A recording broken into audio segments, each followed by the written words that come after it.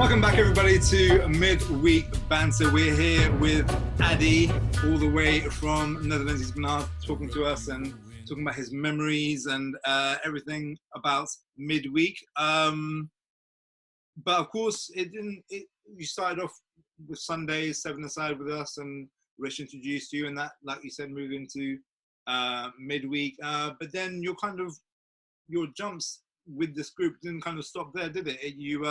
You somewhat got scouted by this guy over here. Yeah. What happened? Well, it was.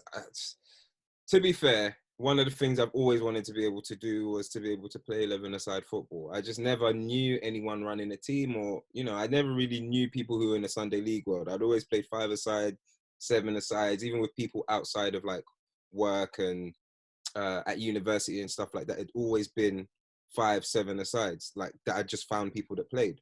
So when Azza asked me as well, because I've got notoriously bad knees, but when Azza asked me about it, I kind of thought to myself, I'd been scared of it before, thinking, because in England, we don't pull punches when it comes to tackling, especially outside of professional. Like when it comes to tackling and the aggressive side of the game, we're right up for it. So I was a bit worried, maybe I come off with injuries or whatever.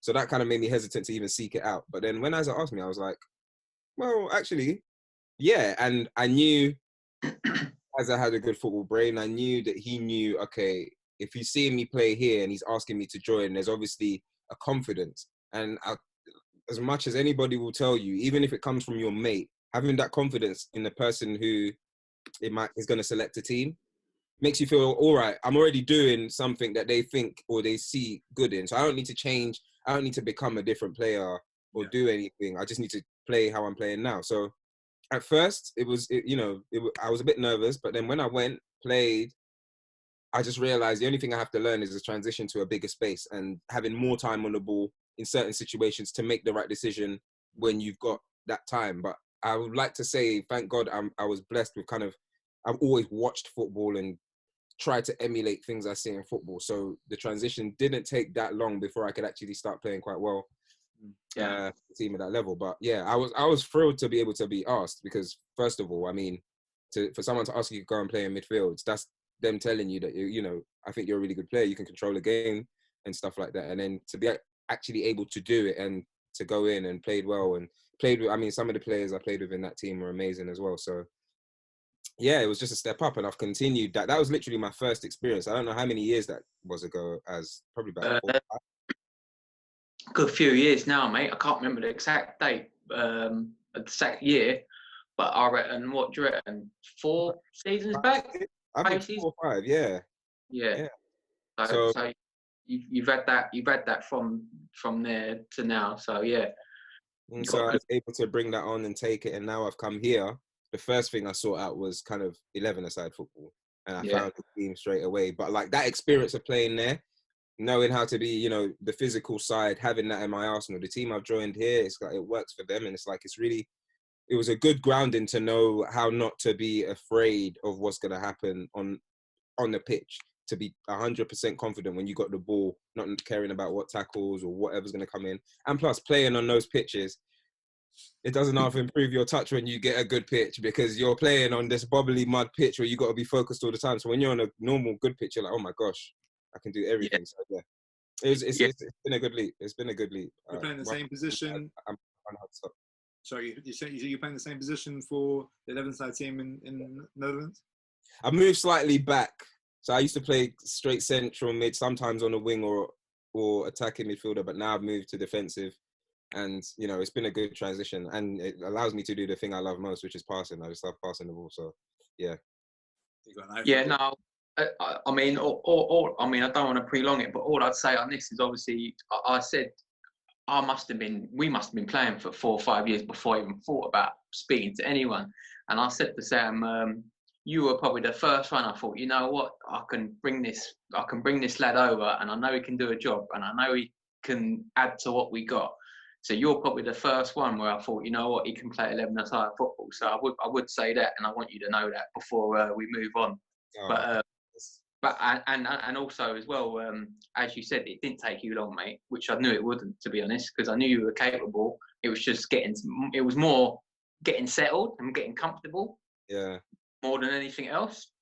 And then just finding that spot for you, because at first it was, you know, maybe more number 10, but the way you are able to control the game with how you pass and the way you see things, and obviously you were more of a getting a little bit deeper, and you were the one getting things ticking. And yeah, it's a shame you had to go, to be honest, mate. We was glad to get you in then, and we'd be happy to get you back now. So. Well, never say never. I might be coming back next year, but I'm not going to make no promises yet. But yeah, if I come back, I'll come straight to the team. Is there a buyback option in your clause? There should be. There should be. If Azza's agent was working well, there should be. Talking to my agent now, I'm joking. There's definitely a buyback clause. I don't think I'll join another team if I come back, to be honest. It's a rite of passage. That's the contracts I make them sign. He's only saying that because I probably threatened him, Sam. If you sign with me, you sign with life, mate. And you're not there after you sign, it's because I've let you go. So, nah, okay. We want to talk some current football, don't we, Sam? What we got in the pipeline for current football, Freddie? Well, obviously we know what's happening with the league over here. It's come to somewhat of a standstill, and there's talks of it being resumed, but again, there's no kind of concrete kind of plan for it. But are we right in saying that we heard that the Dutch league was officially scrapped? It was cancelled. So what happened there? I think Ajax won it. Yeah, they're not gonna. They voided it till the 1st of September. So Ajax are crowned champions. Well, I don't know if they've been crowned or they've scrapped it, but Ajax were top of the league when it finished. I don't know if they've kind of come to the next conclusion as to what they're going to do, because it's not been publicly announced. I think they just wanted to deal with the virus. So, but the league is definitely stopped, and no games are going to happen until the 1st of September. So whether they decide that it's void or they're going to continue and play out, you know, the end of the season in the first few weeks of September and then start the new season, I don't know what they're going to do here. But I just don't think. You see, back home in England, it's so much of a priority what was going to happen with the football, because it's the biggest league in the world, it's stuff like that. Here, it kind of took a backseat. As much as they said football was going to stop, you didn't really hear the groans that you hear back home and the big decisions having to be made. They just said it was going to be stopped, all fixtures stopped. So it takes a different level of importance back there. And I think the TV money and stuff in England just kind of makes it so that everybody has to know what's going on, and it's such a big thing. So, yeah. Because sorry, Sam, because what I wanted to know, Addy, because I assumed, or we thought we heard over this end that it was voided. So I was interested to see what the AZ Alkmaar fans and what they said, because would they not join on top? And I thought there must have been an uproar or something on that front. I think they were joined, or there was something like they had a game in hand, or it was like goal difference that Ajax sat on top. But I mean, I live in Amsterdam, and you'll go far to find someone who supports anything true. But Ajax here. Maybe PSV and maybe Feyenoord, but Ajax, this is an Ajax city. Like, I've not met many people who support other Dutch clubs, so you don't hear from their fans as much. It's just, it's just Ajax. And going by you saying it's a bit more chilled and it's not really been brought up, I'm assuming it's not been on the TVs, or nothing's been said on sporting channels out there either then. Well, if it was said on sporting channels, I won't bloody understand, to be honest. Fair. Yeah. So they may have said something, but to be honest, I'm not gonna lie. Since football has stopped, it's made it really hard to watch football on TV. I can't. So to watch even the football shows, because I just get really upset at the fact that football's not there and we're not going to see the next game, and we're kind of watching games and I can Google the outcome of that game. So there's no kind of tension. This hasn't happened yet and stuff like that. So I've tried to just distance that. The most football I've seen is FIFA, to be honest. So yeah. I'm not too sure about the situation, but that's just because I haven't really checked for it. Yeah, fair enough. So, I mean, what's your thoughts on what should happen out here then, Ed? I'm assuming you've heard about what's happening here then, and you've obviously commented a little bit about the money involved and whatnot. What's your thoughts on it? Just to clarify, so are they gonna play the games at the end of June or something? Is that what they're planning now? The last we've heard is, well, the last I've read and heard was, I think they want to go ahead, and it sounds like it's going to be neutral grounds. the first thing I heard was it might be St George's Park, because there's obviously a lot of pitches there. And then the next thing I heard was I think they've contacted certain stadiums, and then they're going to probably host a couple of games scattered about stadiums. But I'm not 100% to be honest. But they're obviously trying to work it out of where they can, how they can get it on. Yeah. Okay, I'm going to say something controversial. The situation there, I know everybody roots for Liverpool not to win the league, but I think you need to finish the season and let Liverpool win the league. I just think it's so unfair. This season, it's almost like the universe knew. That's why they made them win so many games in a row. But this, as much as I'll laugh and I'll be joining in the banter if they don't get it or if it gets scrapped, I do think it's just this has been a ridiculous football season from Liverpool. Like in terms of consistency, what you want from a team to just keep going and going and going and winning. And it's not like drawing games, it's winning and winning, not playing well, winning, playing great and winning. Like, I think you need to give them a chance to finish the season. It's just, if you're a football person, it's only fair. There's only so much banter you can give somebody, or to the point where it becomes unfair. If that was my club, I would definitely want us to finish the season. So that's what I'm thinking. Talking about your club, what do you think of the state of your club, Arsenal, at the moment? What do you think of obviously there's been a few changes of managers. What's your thought on that side of things? I just think it's a shame. I think, like, I've seen a lot of football documentaries and going back to the years where we had Wenger in and we won leagues and stuff. I think the last 2-3 years for us has just been terrible in terms of investment, in terms of the choice of manager, in terms of the way the club's run, in terms of the atmosphere among the fans.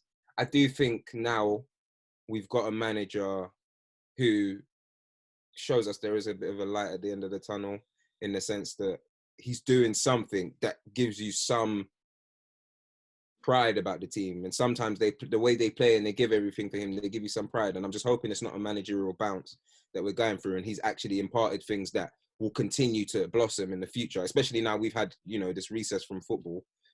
But yeah, I just don't, I think it's really been a shame, because we're a club with so much potential, but we, over the last 4 or 5 years, have become more of a business focused than a club. And now we've gotten to the point where we're not even that great on the business aspects, and the football aspect is lacking. So we're now just mediocre, period, at everything. And it's sad to see, but I mean, I grew up in Highbury. I live 5 minutes from the stadium. I can't support anyone else. My loyalty is there, but I do know it's like we're a sleeping giant. And for us to get the gap every year is getting bigger between ourselves, Liverpool, Man Cities, even the clubs that are competing for the top 4. They're trying harder to stay there and do more than us. And we somehow still believe we've got this luck that we're going to just somehow end up in there, where we're getting more further and further away. I mean, this season we've sat most of it in 10th. So, it's a shambles, but what goes down must go up, right? So let's see what happens. And what do you think? Like, is the money there to spend? What's the situation there? Because surely a club like Arsenal must have funds, no? You never know. You never know with us. That's the thing. And I think that's part of the irritation from the fans. It's like, we hear, as Arsenal fans, I don't know if you guys know, but we're like the most media covered team. But the one thing they never cover is an accurate budget of what we have to spend, or an accurate kind of position on what our spending is going to be like. I mean, you think about Man City, they've got their CEO, you watch the documentary, and they know what they're doing. They know what they want. They know they don't have to tell the fans they're going to buy players. If they need something, they're going to go out and go and find that player in that position and try and get a very good quality one, or one that fits the manager's plan, or bring back someone from loan for a period and then get, like Liverpool, clear strategy. They're not going to go out and buy everyone, but they know who they want straight away. They put the money down for who they want. Look at Van Dijk, look at Keita. They said, right, we want these 2 players.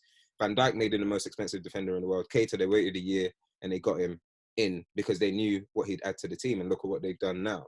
Arsenal, you never really know if there's money there or not. You never know if it's dependent on sales. You never know if it's like we've got to ship out players to get players in. We always seem to just do things just reactively. Okay, fans are angry, we'll sign Aubameyang. Great signing, but not necessarily what we needed at the time. Okay, we've not got no centre-backs. We've gotten to the last bit of the transfer market. We go and grab David Luiz from your guys. You know, good centre-back, but is he what we need now? Is there a future plan to that signing? Okay, Pepe, we got Pepe, but we got Pepe under a manager who clearly didn't have time or space for Pepe. So money and strategy-wise, when it comes to Arsenal, there's just a big question mark, and everyone thinks they know the answer. Every media outlet, everyone online thinks they know the answer, but no one does, and that's where the frustration comes from. So, yeah. And would you say, like, I mean, I'd make a point on it as well. Would you say that's probably where the maybe the real negative vibes come from the fans? Because I believe your tickets, Arsenal was number one for pricing as well in the Premier League, I believe. So I'm assuming that's obviously a painful one, and I think, and I agree with you as well. I think a lot of it is reactive from those sort of fans rather than having a clear plan. So yeah, it's true. I mean, it's just ridiculous. We have the most expensive stadium to go to, so you got to. I just don't think we really think about our positioning and everything, because you can't have that as your ticket prices, but then say to your fans, we've got no money to spend on the signings we actually need. You know what I mean? And it's like, I'm not going to say I'm blessed to, but I don't go to games like that. I've never been a fan to be inside the stadium, but there are people who go week in, week out. There's season tickets, people who buy them every year. And it's like, at least for those people, you know, it's an investment. It's like how people feel about paying certain taxes. You pay taxes, but you don't necessarily see the services you need off the back of the taxes you're paying. So then you start asking yourself, what are you paying for? And I think the club needs to find a way to get more in touch with the fans, not Arteta, not the manager, not the players. The people who have the money need to get more of a fan-friendly voice and come down to their level and actually understand. We've never really had someone who connects. We had Gazidis before, and no one really liked Gazidis. He didn't really speak to us until it was crisis time. And now we've got, you know, people there who we don't get interact. We don't get many meetings, where we don't get, you know, kind of Q&As, or they don't really offer themselves up to the fans. And I think they've kind of forgotten that the fans and the players are the two most important parts of any football club, not a business. So, yeah. So on the note of having a clear plan and clear strategy, if I said to you, you could make one signing for Arsenal Football Club, who would you sign? Van Dijk. Yeah. I've had that answer given to me before, and I said it was unrealistic, and asked for another answer. Okay, cool. I can think of another one, Koulibaly from Napoli. It's unrealistic, but it's going to be a centre-back that's commanding, that's good, that's proven it at the top level, that's strong, quick, can pass. Do you know what I mean? That's not going to leave us vulnerable. That's what we need now. We get one of those, and all the rest, at the end of the day, I can take not scoring that many goals and not having, but that is, that's a position that we need to shore up. Right, moving on. I was looking at the BBC website the other day, and I wanted to bring it up because this has come up this week. So I had to bring it up. And Addy, you've seen enough for football, I'm assuming, still over in England to chip in on this. The BBC, who are usually pretty good at these sort of things, but this has really got my back up this week. They've done the team of the year, right? BBC. It's pretty decent. They got Alisson, Trent, Van Dijk, Sancho, Robinson. They got KDB and Hendo in the midfield. I'll jump to the front three: Salah, Sergio Aguero, and Mane. But they've put Bruno Fernandes in the team of the year. Bruno Fernandes, who's, I'm not sure exactly how many, but this man's probably played seven games this season for Man United, and they've got him in his team of the year. I wondered I wanted to bring that up to see what you boys thought of that. And would you have any replacements maybe in the midfield? I ain't gonna lie, that's fucked me off. I ain't gonna lie, that's really got my back up bad, mate. In midfield, I could probably players who've had better seasons than Fernandes. Fernandes has done well, but there's players who've had way better seasons than like Fernandes has even been able to have. I mean, from Man City, Liverpool, even Chelsea alone, I would say Kovacic has had a better season than. Yes, thank you. I'm glad, because I was going to bring him up, but you brought him up instead, which has probably looked better as well now. Because No, he's had a decent season under Lampard. I mean, he's not the reason why you've lost the games you've lost. He's had a better season than Fernandes because he's played more games as well. Yeah. You know, so if we're being honest, I've got loads. I had Maddison, Grealish, Kovacic. Grealish. Oh my gosh, Grealish. You could have even named Mount. Yeah. You know what I mean? If you're putting Fernandes in there. And to be honest, I thought one the other day, because I've also noticed there's not one Sheffield United player in there. Would you add Lundstrom in there? Not Lundstrom. I don't know if Lundstrom's been one of their players could have been. Yeah. Like someone like Fleck or something like that. They've all had amazing seasons, to be honest. Yeah. No. Well, I'm glad we're in agreement. Kovacic has been robbed. Yeah. and now you all know the real reasons I was fucked up. Who would you put? I mean, would you put Sam? Would you, just to kind of ask you, who would you add, or would you maintain Bruno Fernandes in the team? No, I mean, there's no doubt, and I was majorly jealous of when United signed him, especially because I was hoping that some of our Portuguese players and staff would have kind of cajoled him, and some of our Brazilian players as well would have cajoled him, and he would have been, now that David Silva's in his last season, he's going to retire at the end of the season if the season finishes. Then he would have been the natural successor. I know that kind of leaves Phil Foden out a little bit, but Bruno is that level above Phil Foden. But I love Bruno Fernandes and I love the way he plays, and I hate the fact that he plays for United. But to put him in the team of the season it makes me question the credentials of a so-called BBC journalist or pundit or whatever. So I don't know if I've seen enough football. I haven't watched enough Chelsea games or games with Kovacic in it to know whether he would be maybe my first choice. But I don't know. Something about me would say I would want someone more defensive-minded. If you're putting Henderson and KDB in there, then I would want someone to sit behind them maybe a little bit to be a bit of a destroyer, maybe like a Fernandinho type player. But Kante, why would you not put Kante in there? And Kante, yeah, he's had a stop-start year, but in general, the fact the guy's played 7 games, or like I said, I don't know the number, but he's coming in January, and we've not even finished the season, so he's obviously not played a lot. So not enough to justify his place in there, definitely. Yeah. No, not all. But I'm glad that we're all in agreement on that one. Yeah, I don't think you'll find many people. I think you might find an odd kind of blind Man United fan that might be too biased to see it any other way. But I think most people will agree that Bruno Fernandes hasn't, as great as he is, he hasn't kind of earned his place just yet. So. Is that time, Addy, where we're going to get a little bit more personal. So Azza's going to kick off with some questions which are a little bit more about you and not necessarily related to football, but some of them might be. So let's see. Let's go. Right. Addy, first one. What's your earliest footballing memory? Arsenal beating Sheffield Wednesday 4-0. Yeah? Yeah. What about actually playing? First footballing memory playing? Yeah. So in primary school, we had this game. We went to this, I'm trying to think of where it was. It's somewhere by the sea. And when you're a kid, you could just be going to Bournemouth and you think like, oh my God, we're going so far. So we went to this little resort and we had a football match there on the last. And I've never been naturally blessed at football. So in that game, I had been trying to play, and we had the A team and B team. And we had school teams. I wasn't in any of the teams, and I really wanted to get in the teams.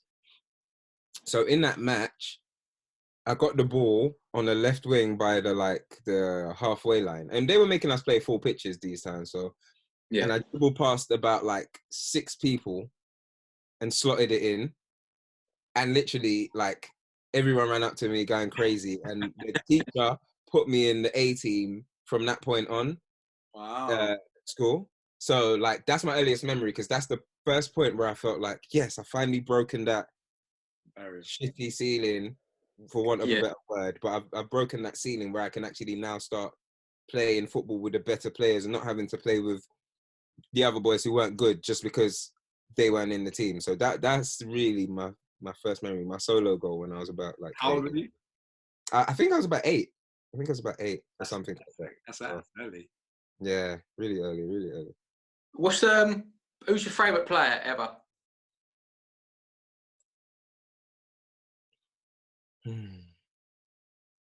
Ever. Oh man, this is a question. This is you're gonna stump me. There's so many. I think there was a whole load of players, like especially in the Italian night between, like when I was younger, when I was in secondary school, the Italian league was the best. They had so many stars from all around the world. I think if I'm talking about my favorite, for some reason I've just always had a soft spot for this player. It's Thomas Rosicky.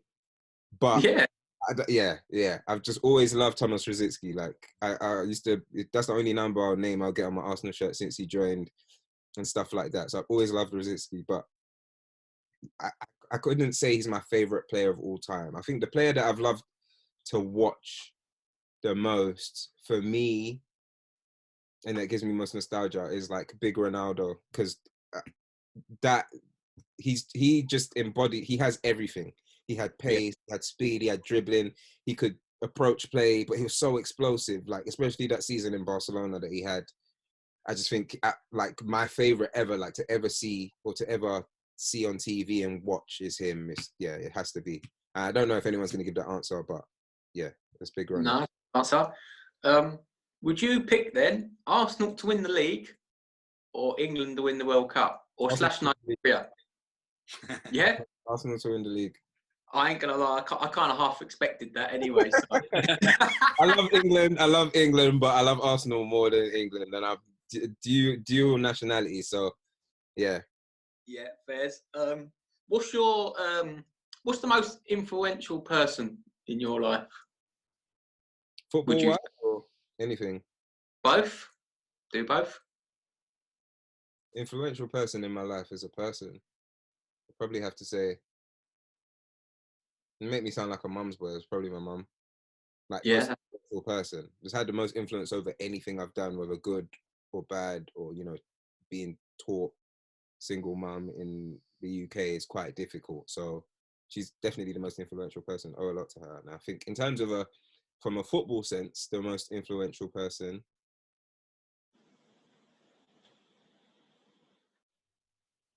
I would say up there in terms of influential, it could be like you and Rish.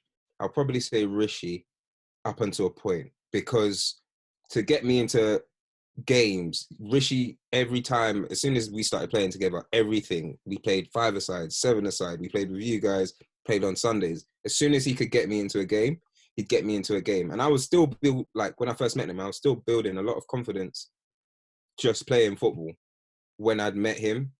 And he's the person who encouraged me, even when we stopped working together, to continue playing 5-a-side on myself, because I never really did it before that. So getting that experience and just getting that regular football and the hunger he has for football and the passion and, the fact that he watches games and he'll watch any game, do you know what I mean? Even those are Arsenal as well. So I would say in terms of football, Rishi's one of the most like influential people, because he introduced me to so many footballing people that have made me kind of continue playing the game. So, yeah.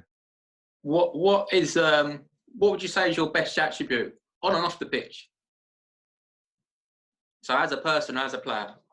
Off the pitch, I don't like confrontation with my own team. So I'm very much a loyal team person. If I play for your team and I'm playing against my brother, I don't like my brother for my teammates for that, for that 90 minutes. Like, I'll fight for my teammates for that 90 minutes. I'll never sulk or walk off. I'll always, if someone tackles you, I want to win the ball back for you. I have this thing to defend my teammates. So that's like a personal thing that I just have. I just bond with anyone on the team. Football attributes is my passing. That's it's the thing I like to do on the pitch. I like to just see a pass. It gives me as much satisfaction setting up a goal, or even the pass before the pass that leads to the goal, cutting the defense, than scoring. So yeah, it's definitely passing. And then one more from me. What's your biggest fear? Footballing sense, it will be a cruciate ligament injury.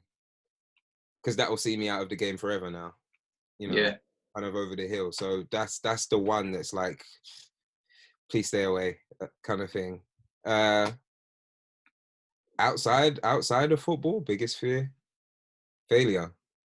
I don't like doing things badly or being bad or failing at anything. And naturally you do fail, but yeah, I do have a big phobia of not being good or of a good level at anything I spend time doing. So it means, that's the biggest fear I have. Okay.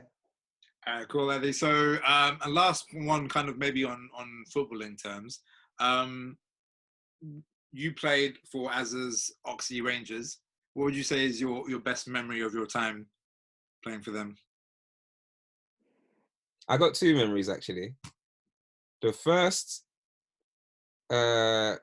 is we played a friendly against, I think it was Luton, we played in Luton.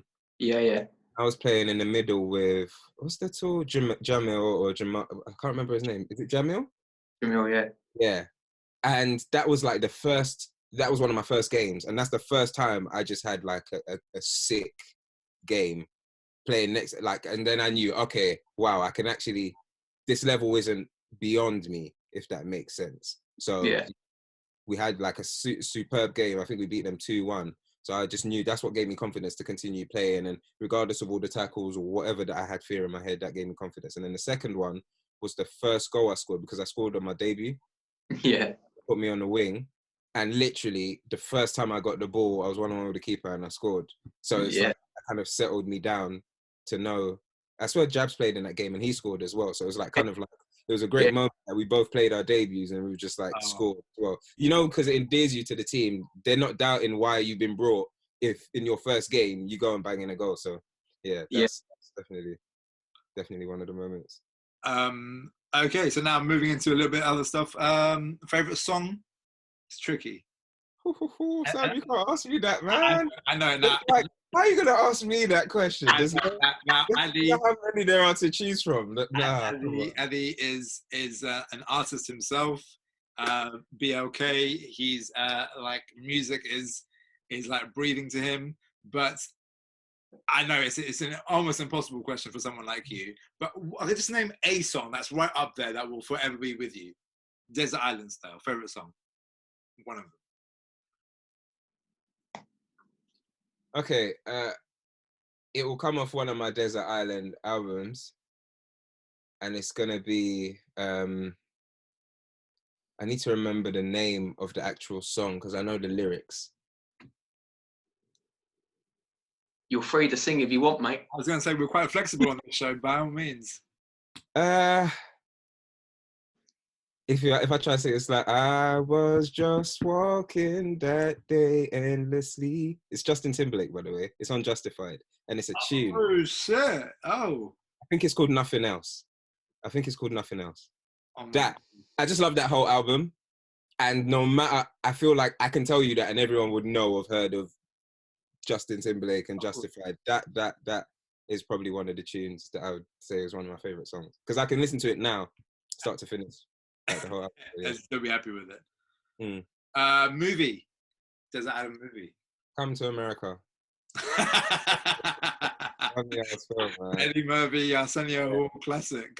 Yeah, that is like, one of the first experiences I had a comedy.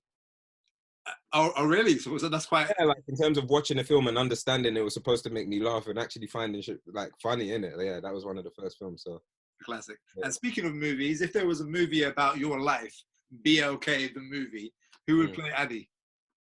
Jason Punchin, obviously. Love that. You gotta keep saying. Nah, I'll probably have Michael B. Jordan. Yeah, nice. That's a good pick. Yeah, that makes sense. The likeness isn't there like Jason Punchin. I think we need to. Nah, it's not there. I'm punching with that one. I know. So yeah. You may be able to push it towards Alexander Lacazette a little bit, maybe. A little bit. Yeah. I've got that a lot recently, to be honest.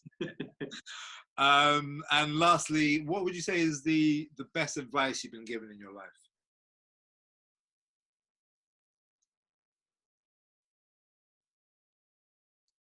I think it's gonna sound cliche, but in whatever you do, try and just be yourself. I think like that is the best in a workplace, in football, in whatever. You can't. I think a lot of people get caught up trying to do what other people do and do it how they do it because they've seen it works or they're their idols and stuff. But you got to understand that, like, whilst you might want to do something similar to them, you're always going to have to bring your own flavor to anything. So you have to be yourself. And you have to be, once you start doing anything, comfortable doing it the way you want to do it, is when it becomes 10 times better. Do you know what I mean? So it's definitely like, be yourself in everything that you do, or try and be as close to yourself and true to yourself. Authenticity. Yeah, 100%. So, I mean, I want to ask you guys the same thing. I don't know if I'm allowed to ask the questions, but that's something maybe you're going to reveal later on, so I won't spoil it. But I'll be interested to hear what what nuggets you think are the best pieces of advice you've been given. I'm sure we'll have these questions answered ourselves at some point. Yeah. One day the tables will be turned and we'll be. Yeah. Gonna have to flip the script. Right. This next section, Addy, I'm gonna say two things. You just got to give me one answer. Mm-hmm. Straight off the bat. Yeah. First thing that comes into your head. You ready? Yeah. Xbox or PlayStation? PlayStation. Jay-Z or Kanye West? Jay-Z. McD's or Burger King? Burger King. Spurs or United? United. Women's football or men's football? Men's football. Red sauce, brown sauce? Red sauce. Shafi or Harvey? Shafi.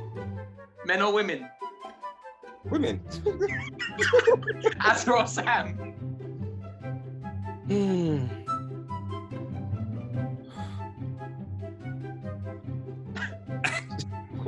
No, come on.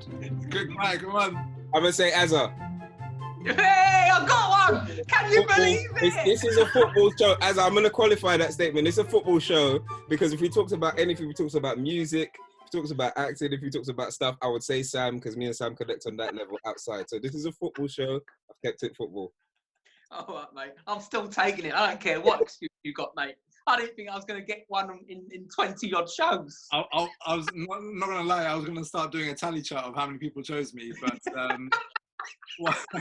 as I'm slowly dying inside, as Addy broke my heart, we're going to move on because now it's time for this. The champions. And that's right, it's time for the Midweek Ballers League. And of course, this is what we know. We started last week with Indy, and you're going to go head to head with Azza. And let's see who's going to get the most questions correct in 1 minute. You've got 10 questions to answer. Let's see how many you can answer correctly in 1 minute. And let's see if you can knock Azza off the top of the leaderboard at the top there with his big resounding 2 from last week's episode. Okay, so we will. Big 2, Sam. Say what? That's a big 2. It's a big 2, and I think now you know that I'm not playing any games with these questions, This is not a ride. This is the real deal, right? So we'll start with Azza. Yeah, cool. If you can beat your score from last week. Let me just get my timer ready. Are you ready, Azza? Yeah, I'm ready. Okay. And away we go. Who is Manchester City's record signing? Oh, fucking hell. Straight away, my mind's gone blank. Fuck knows, Edison. No, it's Rodri. In 1986, defender Alvin Martin scored a hat-trick in an 8-1 victory over Newcastle. But what was so spectacular about this achievement? Left foot, right foot header. No, it was scored against 3 different keepers. Number 3, how many Ballon d'Or awards has Lionel Messi won? 8? No, it's 6. Which EFL team is known as the Chairboys? Pass. Wycombe Wanderers. Where was the first World Cup held? Uruguay. Correct. What year was the first World Cup held? 56? 1930. Who was the first winner of the Golden Boot Award? Pass. Eusebio. What is Manchester United's training ground known better as? Mate, straight away, man, my mind just went blank. There goes. Am I allowed that one? Am I allowed to answer that one? I'll give you time to answer that one. Barrington. Correct. Well done. You've matched your score of last week. That's a mate. Damn, these questions, Sam. Listen, God. what you think I was going to be like? Let you guys breathe. This is football knowledge to its depth. I've got a bad feeling that when some people come on the show, that they're going to hate me afterwards for it, and other people are going to just say that this is exactly at their level. But Addy, you've got 2 to beat. Are you ready, Addy? Let's go. Okay, Addy, your time starts now. What was so significant about Mario Balotelli's only assist for Man City in the Premier League? Is it back heel? No, it set up Aguero to win the title. Which team plays their football at Estadio da Luz? Benfica. Correct. With 170 caps, which player has made the most appearances for the England's women's national team? Pass. Pharrell Williams. Brazil have won the World Cup most times with 5. Which 2 nations are joint second with 4 World Cup titles? Germany and Italy. Correct. Which British team has won more European titles than domestic titles? Liverpool. No, Nottingham Forest. Fans of Dutch side ADO Den Haag stormed the club's training ground in February 2020 to confront their manager, a former Premier League manager, about his poor tactics. What manager was that? Alan Pardew. Correct. Name the only ever English... Ooh, I'll start it so I'll finish. Name the only ever English winner of the European Golden Boot. Michael Owen. No, it's Kevin Phillips. But... Yeah, he's 30. Shoot, yes. Mate, I knew all of these ones apart from the women one. No, you didn't. I knew all of them apart from the women question. Unbelievable. Ooh. What did he get? I knew there'd be controversy, but Addy, you have managed to dethrone Azza now. Luckily with Azza, he gets another chance next week to try and regain his title, but his score will be averaged out over the weeks. Thanks to Jake for that suggestion. So his score will be averaged out and we'll see if he's still able to beat you. So he might get a 3 next week, but then it might depend on his average if he manages to topple you at the top. But for now, this is what the leaderboard looks like. The Midweek Ballers League, Addy is number 1 with a resounding 3, and let's see if he can be toppled next week on the Midweek Ballers Leave it out, mate. What's going on here, Sam? Huh? You know, mate. Ad, you're lucky I'm not in control of the call, mate. I would have cut you off. Some dirty tactics there. Good grief. Oh, wow. Addy, how does it feel? It was great. It was great. You know what? I was looking at the questions last week and I was like, I'd get some of these. But when you're actually on, they come at you a bit quicker than like you're ready. Yeah. But yeah. No, it's good questions, man. I'm not gonna lie, you did your research to get those ones out. Trust me, those are hard questions. I just want to say, I'm still 1-1 in me versus the people, and I'll cling on to that for now. That's true. You're head-to-head to score. You won 1, lost 1, so 1-1 for now. Let's see how your record improves. Yeah, exactly that. Right. Okay. So, Addy, we're now coming towards the end of the show, and it is time for this. Time at the bar! And that means it's time for the final call. Now, usually the final call would just be something that we do with Azza, but we thought we'd keep you on. And if you wouldn't mind joining us for us to play Never Have I Ever. Are you guys okay to play a little bit of Never Have I Ever? Oh, yeah, I'm good. Let's go. Yeah, got it. Just for the viewers out there who are not sure how the game operates, so I'm going to say an experience or a statement, and if I don't know. if the boys have experienced that or have done that in their past, present, then they will take a sip of their alcoholic beverage that they've got with us. So you've got your alcoholic beverages with us, boys?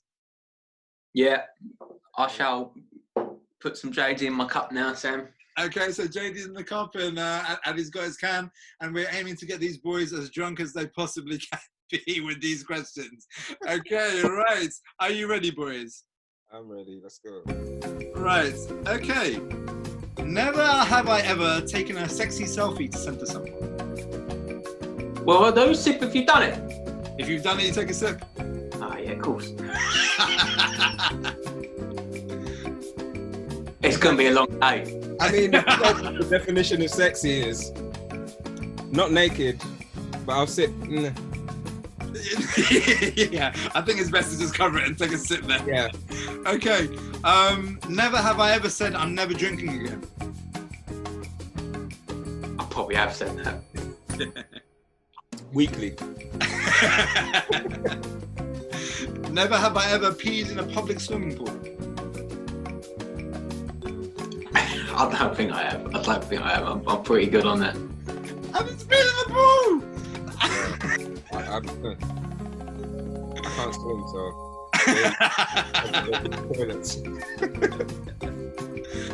Never have I ever challenged an animal to a fight. What the fuck? I'd love to ask about that, but anyway. No, Adi has to tell us. What animal did you challenge to a fight? Seagull. Tried to steal my Nah. I was on the beach and a seagull tried to steal my chips and pie.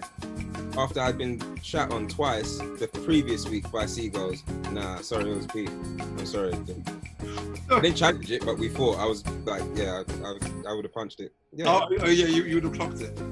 Yeah, of course. 100%. Okay. Never have I ever been chased by a dog. No, I don't think so. Not for memory. Never have I ever worn Crocs. No, fuck that. You'd never see me in pair of them. Shit. Damn, I've clicked an accident. Go back, you're here. You're okay. Never have I ever farted in an elevator and pretended it wasn't me. That's a sip I see, Adi. Adi, I've got a question. Did you blame it on someone else? No, I just didn't own up. I just looked for it. It was silent as well, so I didn't really have to own it. Okay, so never have I ever pulled a push door. Yeah. And last but not least,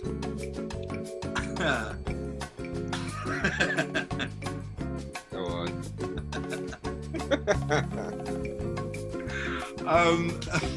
Never have I ever sent a dirty text to the wrong person. Oh, yeah.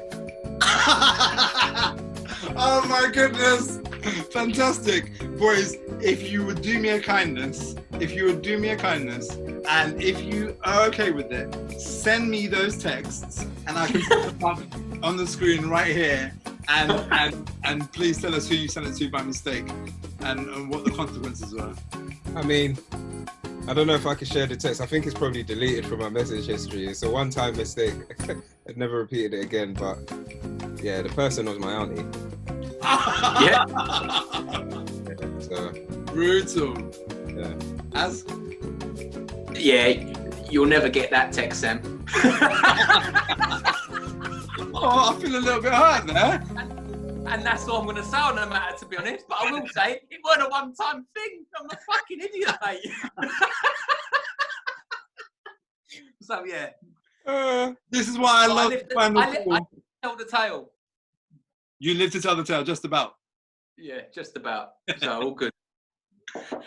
This is why I love the final call. We have so much fun in it. And that's our time. Adi, thank you so much for joining us all the way from the Netherlands. It's been awesome seeing you. And for selfish reasons, we do hope that you do come back and then you can play for Oxy Rangers again and join us again on midweek because we miss you dearly. Guys, I'll definitely, as soon as I'm back, I will be coming back in the future. I mean, I'm going to make that announcement now. In the hopefully near future, I think this whole coronavirus thing has made it so that, yeah, I can't really stay abroad from family and friends for too long like this again. So I will be coming back, but just have to pattern when it's going to be. So yeah, but thanks for having me on the show, man. I really enjoyed it. It's the best way to spend a Sunday, to be honest. So yeah. We're happy we had you on. It was good to see you. And hopefully we'll see you in person sooner rather than later. Yeah, as soon as I'm back, I'll let you know and we'll go back, have a kick about again.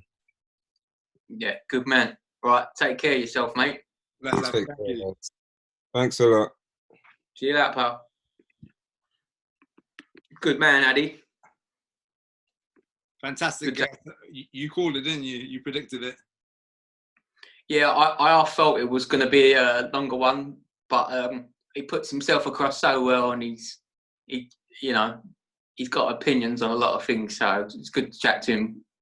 And hopefully we do have him back sooner rather than later, because he is one I got quite close to, actually, Addy, and yeah, he's a good lad. So it'd be a better sight for everybody if he's here rather than that. So most definitely. Okay, so that's the majority of our shows. Now closing the show out, and last week we talked about shows that maybe people could watch. Azza, you recommended Peaky Blinders, Sunderland to I Die, which I have now finished.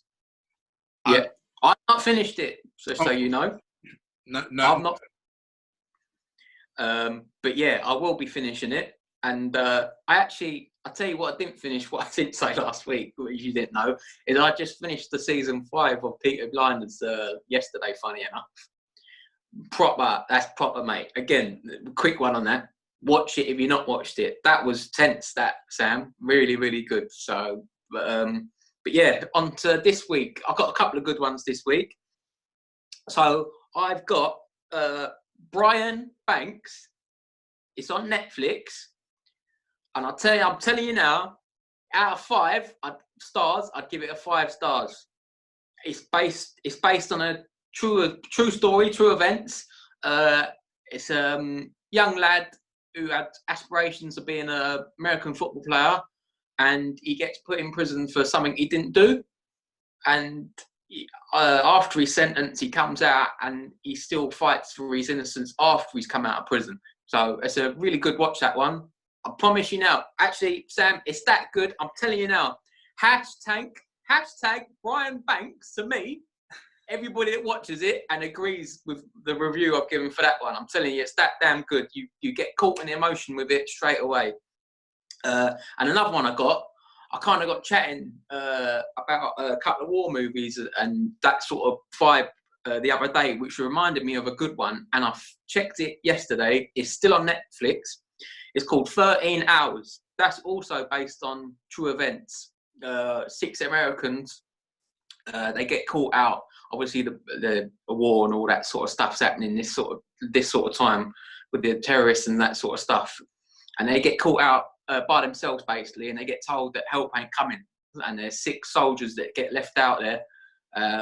Yeah, it's really good. I won't say much more than that, but that's a good watch if people want to watch that one. And that's on Netflix? Netflix as well, yeah. Both of them on Netflix.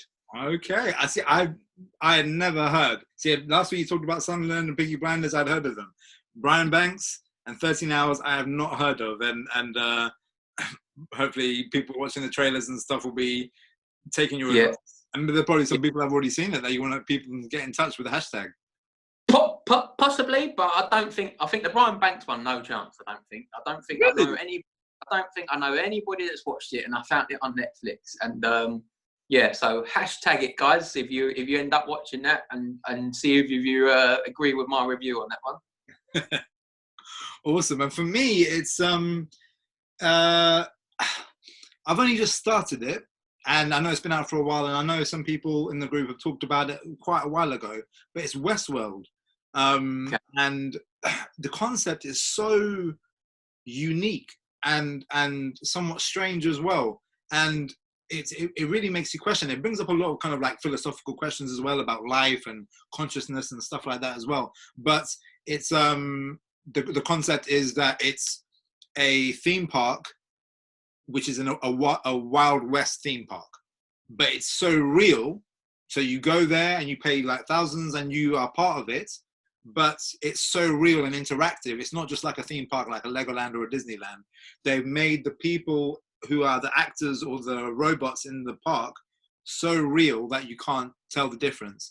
And it's and that's, again, I don't want to say too much, but it's a really, really interesting concept. It might not be everyone's cup of tea, but I'm finding it really, really interesting and really confusing as well. Like I'm having to Google stuff after it straight away just to figure stuff out. So Westworld is something I'd recommend because it's well acted as well, got a good cast. Things that are happening this week. like we said, we've got the UFC fight night on Wednesday night. So let's quickly go through that card. It's a pretty decent card. It's a relatively short card, but it's a decent card. We've got Carl Robertson against Marvin Vettori, Ricky Simon against Ray Borg, Alexander Hernandez against Drew Dober, Ben Rothwell against Oversend Peru. That should be a fantastic match.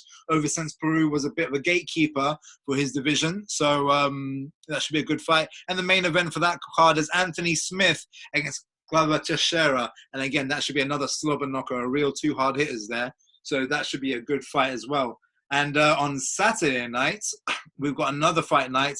It's Overeem versus Harris. So I've got in that card, quite a short card, but a very, very watchable card. Got Song Yadong against Marlon Vera, Eric Anders against Christoph Giotto, Dan Ige against Edson Barboza. Edson Barboza, the holder of the most spectacular knockout. I'm sure everyone's seen it. As soon as you think UFC, you think of Edson Barboza spinning kick knockout, just knocking out the English lad. So that should be a great fight. Claudia Gadella against Angela Hill should be a real feisty fight. And finally, the main event, Alistair the Ream Overeem, a really big hard hitter, gone through enough controversy, and he can hit hard and knock people out, but also he's got a bit of a delicate chin, and he can be knocked out quite easily as well, against Walt Harris. Walt Harris is, again, he's a big fighter, but this is going to be a real emotional fight. I think this is his first fight since his daughter was murdered as well. So going to be a lot of emotions in that fight as well. So it would be worth watching just for that. But again, a great main event and a great couple of cards to look forward to. And of course, the return of football, whether we agree with it or not, Bundesliga this weekend, coming Saturday and Sunday. Bundesliga is back. Yeah, politics aside, and the fact that there won't be no fans there, so it'd be a bit different. I'm sure we're all happy to see a bit of football back on the telly. So, and like I said earlier, the fixtures are scattered about, so we should be able to, anybody looking for the football, should be enough content there to watch. So exactly, yeah. So hopefully BT Sport, I think, will be showing most of them, or if not the main games. And the league is not decided by any means. Bayern Munich have got a little bit of a head, but Dortmund and other teams and Leipzig are relatively close behind, and there's still a lot of football to be played. So to the 2:30 kickoffs are Dusseldorf against Paderborn. You've got Borussia Dortmund, like you saw, Erling Haaland and Jadon Sancho and co. against Schalke. That should be good. RB Leipzig with Timo Werner up front against Freiburg. Hoffenheim against Hertha Berlin. Augsburg against Wolfsburg. And then the 5:30 kickoff that day will be Frankfurt against Borussia Mönchengladbach. And then on the Sunday is FC Köln against Mainz. And then we've got Union Berlin against Bayern Munich. And that should be a relatively straightforward game for Bayern Munich, but who can tell? And then we'll be reviewing those games on the following week's show. So it should be a good week of football. Good to see it back. Again, empty stadiums, but we don't care.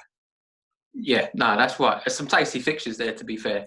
But again, with the Munich one you said, who knows what the gap will have done to these sides. So that's why we love the game, right? With nothing's always as easy as it seems. So let's see how these play out.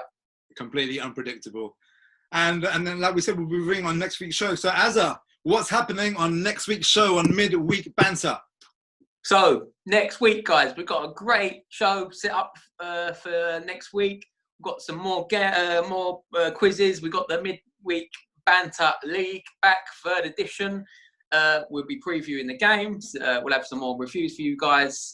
Those obviously still on lockdown to look at on the Netflix and other apps and whatnot you can look at. But for next week's guests, yes, look out for the promo packages this week, guys. We're keeping it under wraps. We're gonna keep it under wraps. Check out the promo packages and all the clues leading up to next week, guys. That's what's gonna happen for next week. What the fuck? Yeah, man. We're not announcing it today.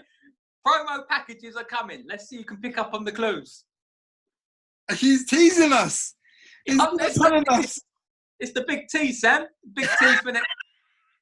But just a quick one. I just wanted to do. I know I didn't mention this to you, but just respect to all key workers. Anybody out there? I know there's a lot of people working in the hospitals that are in our group and play with us. Big respect to them. I know it's tough at the moment for everybody. Certain people working from home, not getting out and about. People who've got maybe grandparents, elderly parents, whatnot, and you're doing the chores for them. I just wanted to say something. I know I'm not normally like this, Sam, but if anybody's struggling and all that, man, just talk to people. There's people out there you can talk to, and I know there's probably people maybe had past issues, might be fearing maybe relapses, whether it be gambling, drinking, and whatnot.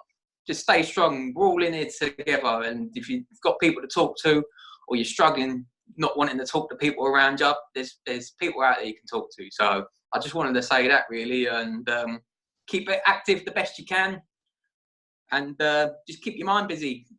And like I said, if you need to talk to people, and if it's anybody in our group in particular as well, or anybody that know me and yourself, Sam, we're obviously here as well. So if you need to reach out, guys. Of course, yeah, well said, Az. It's a very, very valid point. So big respect to the key workers, everyone who's kind of still putting their health at risk to keep our days going and our life moving on as normal as possible. And for everyone that's struggling, we'll put some links in the description of people you can get in touch with and organizations that can help you out. And you are definitely not alone. It may feel like that sometimes, but you are definitely not alone. There are people out there that are more than willing to give you a helping hand and help you get to where you need to be. So yeah, well said, Az, definitely, most definitely. But for this week's episode 2 of Midweek Banter, big thanks to Addy, big thanks to everyone that helped out with ideas and shows. Big thank you to everyone in the group and everyone who we sent a link to that's given us feedback. Big thanks to everyone who hasn't gotten in touch and has just watched it and how we've entertained and informed. A big thank you to all of you. We're really excited for next week's show. He's lined up a guest. He's not told me who it is. And now we have to wait like the rest of you mugs to find out who's going to be next week's show. But it's going to be entertaining. It's going to be a banger. And that we'll be right back here on Midweek Banter. So until next week, it's take care. Cheers, guys.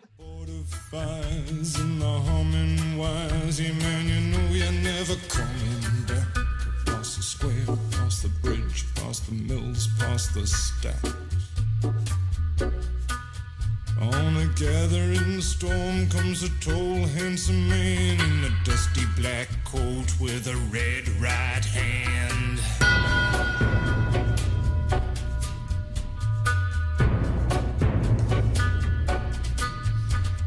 Wrap you in his arms, tell you